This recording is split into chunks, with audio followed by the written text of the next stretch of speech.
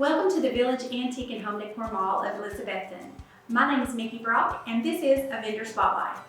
Taking time to discover and acquire items, researching who they belong to, where they came from, that adds to the value of the items that can be found in Kathy's booths. Kathy finds joy in preserving history and providing her customers with the ability to create family memories and pass down heirlooms from generation to generation.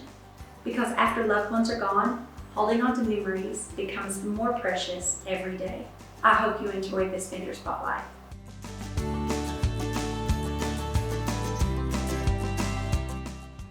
I always enjoyed shopping at the different antique malls, and I like to collect things. My daughter says I collect stuff, nothing in particular. And I grew up with an appreciation of antiques because my mom always kept things and she would say, this was from your great-grandmother, or this belonged to my great-great-aunt. And so we've passed those things down in the family.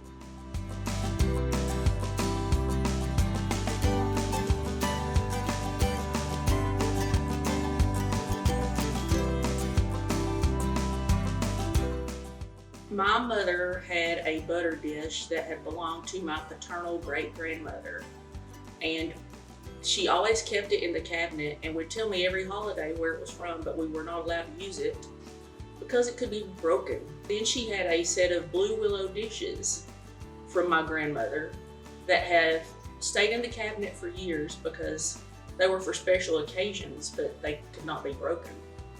And I still have those to pass to my daughter, and actually I don't remember them ever being used. Well, obviously they held a special place in the heart of the family because they kept them all those years and passed them down. And back then, I would assume it was more difficult for a family to own something like that because my mother and my father both were born during the Great Depression.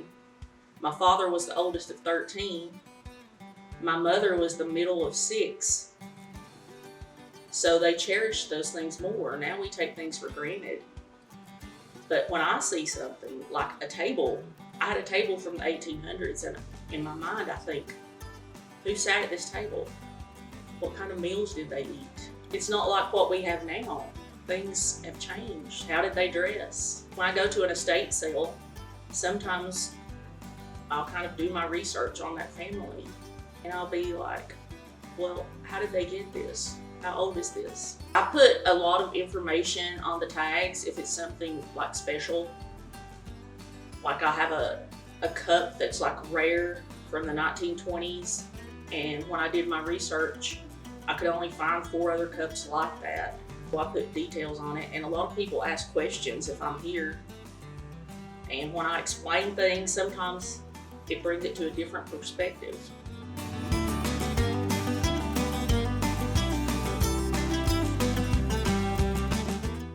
I had an uncle who was killed in the Korean War, and so I bought several of those dolls that were bought by soldiers as souvenirs to send home when they were in the Korean War.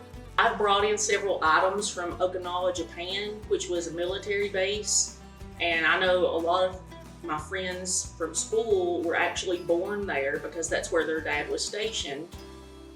And they talk about Okinawa all the time, and I've had a couple of people come in and were surprised that I had something that said Okinawa. They were like, oh, I was born there.